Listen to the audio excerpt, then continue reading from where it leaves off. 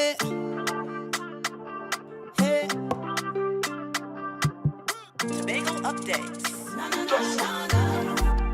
Good morning, Tobago. Na, na, na, na, na. Welcome to Good Morning Tobago on Tobago Updates, your source for current affairs in Tobago, Trinidad, and the region. With the perfect conversations to complement your morning routine, I am Candace Jackson, and let's get started with the news in 90 seconds. Tobago will benefit from UNDP grant to remove sargassum seaweed from beaches as part of a regional sargassum project.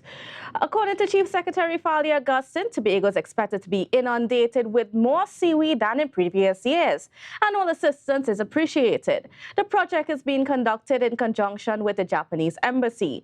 Valued at US $2 million, the grant will assist Tobago in purchasing equipment to remove and dispose of the seaweed. Trinidad and Tobago is one of 5 countries in the Caribbean to benefit from this project. Meanwhile, Bonaccord resident Waldwin Lovell was victorious in court against the government. Lovell is one of the residents affected by the compulsory land acquisition for constructing a new airport terminal. Lovell's attorney, Martin George, argued for him to be granted compensation after the state determined that he had none to receive. In 1996, the state paid Lovell's father for acquisition of land in Crompton Trace. However, Justice Jacqueline Wilson determined that Lovell's constitutional right to the enjoyment of property had been breached and ruled that he was entitled to receive compensation for his property from the state. And nationally, Tutor President Martin Lumpkin is not concerned about the leak of SAE papers on Wednesday. While Standard 5 students across the country were writing the exam, with sections of the mathematics and creative writing components circulated on social media. Lumpkin said that because the leak happened while the exams were already in motion, there was no opportunity for students to benefit from it. He does not believe someone leaked the papers on social media to create mischief. Instead, he thinks someone just wanted to share some details of the examinations. Lumpkin, however, cautioned invigilators against sharing exam papers until the Ministry of Education is ready to release them to teachers. And that was the news in 90 seconds. And viewers, yes, we have so much happening within our space, especially politically. We have the formation of a new political party, and Chief Secretary Fali Augustine indicated that he will serve as interim political leader of this new party, which is yet to be named and will be launched on April 4th. That's next week.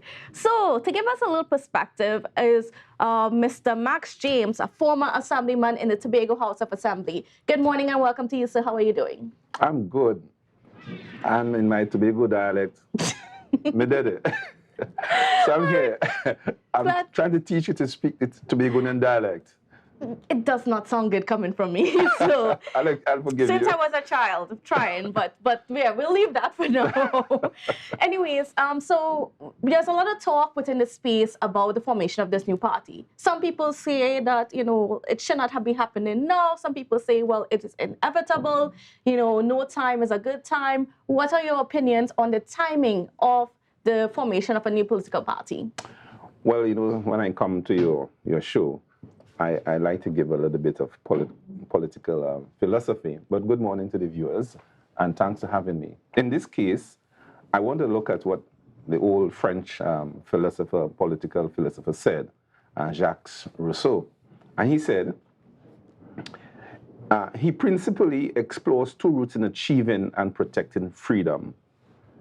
The first is a political one aimed at constructing political institutions that allow for the coexistence of free and equal citizens in a community where they themselves are sovereign. Now that has important implications for Tobago because we don't see ourselves as free and sovereign in our land. If you look at the other political party, that is the PNM, and they boast of themselves as being so long, they haven't fractured and did the best thing. But Tobagonians are not free since we've had the PNM. Tobagonians we have not had our independence, so to speak, within the context of the state, right? And they take the Tobago PNM take their instructions from Trinidad. Mm-hmm. We even see where even the 2 leaders here basically have made themselves irrelevant in the context that one is the minority leader and he cedes his power to somebody else. So they are both assaulting each other, and that in a sense is an assault upon or political development and or social democracy, because you can't have a minority leader in the house, sitting in the house, and you are taking instructions from an entity, so to speak, who is outside of the house. So that speaks itself, where we can't have the kind of socio-political development where we don't know how instructions are coming from in the case of Kelvin Morris. Now, so Rousseau speaks about the development of political institutions or freedom. And so we have just established that the PNM has not done what it was supposed to do for Tobago. And if the situation is today where those who are in power now, you laughed and you mocked and said they're independents, call the elections now. They know they're not ready for the elections. They know it couldn't happen. And they're having a press conference on Monday to discredit the organization. Has not even been formed. You go around the country telling people, you don't have a party. There are no Norwegians, that's to quote Ansel Dennis. He mocks and he pours scorn. You're Norwegians. So the Norwegians are now forming themselves into the party. And you're still not happy. Yes. You're still not happy. So the guy is incredulous. I want to know where he comes from.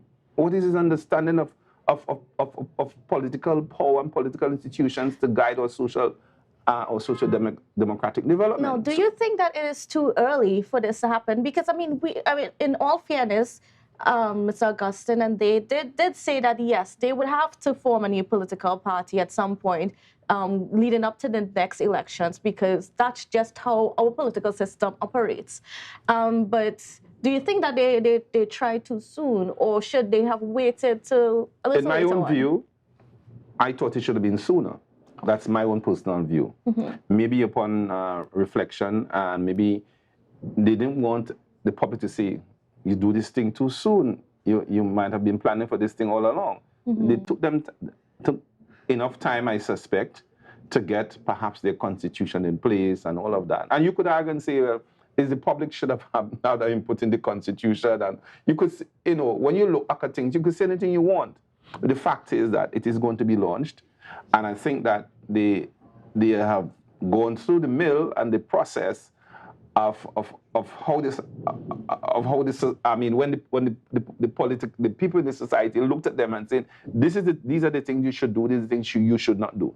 So having been fully processed, they are now ready to launch the party. Let us give them a chance to see what they will do. Now, in the absence of a lot of information, because of course all we know at this point in time is that there's going to be a new party forming. They put out the applications for membership and that sort of thing. Now, what's the feeling on the ground as to whether or not they may be as strong as the PDP was, just over a year ago, a couple of years ago? Well, the fact of the matter is that for those who have done a little bit of management, people believe that there's something called, they believe in something called the chaos theory. And I mean, even God had a revolt. What did Jesus say? He said, I saw Satan fell like lightning from heaven. And therefore, and even God, who had given Lucifer at the time a job to do, he said, no, I'll rise up to the throne of the Most High. So that political parties are not without their trouble. And I think now that out of the chaos will come some wonderful jewel that will be taking no instructions from Trinidad, that has begun the work already of reforming Tobago society, that has begun the task of doing those things, such things, that will develop Tobago and its people without having to take one instruction from Trinidad. The other political party here can't boast of that. So let us give Mr. Augustine and his team the kinds of support, because it is for Tobagonians. And even like you, I call you Tobagonian. You see what I'm saying? So that I see good things happening, because this will be a true Tobago party that will be led by Tobagonians that will be taking their directions and directives from Tobagonians and not elsewhere. So I think that with that understanding, the little ones who are coming up in the society, the school children, the university graduates, the people like myself, who are older than the rest, will have something, perhaps at last, to hold on to and to bring hope to Tobagonians. Now, what would you like to see this, like, how would you like to see this new political party brand itself that would make it a formidable force within the space? Well, judging from what happened on the last occasion, you saw the political party and symbol owned by one person. I wager and I suspect that is not going to be the case. I would like to see, in terms of his branding, where it is very inclusive, very consultative, and being pluralistic in its operations. And by that I mean, that last term, I mean, they must consult, they must have sessions, they must have the kind of a harmony within the body politic, within the executive. They should be reachable, because that has been the main concern with the PDP at the time. So I am hoping that they'll be work very hard and very diligently at being more accessible and reachable. The systems for corruption and systems to ensure that discipline is maintained, is encouraged and maintained, but the leaders would listen to the people, not that they aren't, but listen to the people, get their views from the people, and once they are directed by the people, allow themselves to be directed to the people, because all the knowledge don't reside in the 14 or 13 that remain. Yes. So that they have to know that. Sometimes some of them don't get it that right, right? And perhaps even my time we didn't get it right, but who does get it right in any event? So I expect them to be more listeners, rather than do and then listen, but listen and then do, and let us have that kind of political harmony going forward. All right. Now, do you think that the public of Tobago, do you think that we are going to be open for a new party? Because there's been so much that has happened within the political space in such a short period of time. Do you think that people would take it seriously? Would they be willing to receive it? You know? I think so. In fact, I believe so. I know so. I've spoken to several persons over the course of the week, and people are enthused when they heard the good news that this party is going to be formed, and even Mr. Augustine is set about to be a temporary leader, and I think that's the right thing. So he's temporary leader until they have the formal leadership elections. And I think he started off good. He has perhaps kept the opposition or the PNM wrong-footed, because they do just have the information and they're running scared. They've been arguing for it. They've been castigating. They've been making a mockery of things. And now that the things come, or shortly to come, they're running scared. So I think people will embrace the party. The chief mischief maker is on his own, and he's running for mayor in Trinidad. So we don't have that kind of confusion any longer. We haven't seen any evidence of it. What the PNM has done is to spew confusion in society. Secretary James is that. Secretary Panton is that. Secretary Baines is that. The Chief Secretary is that.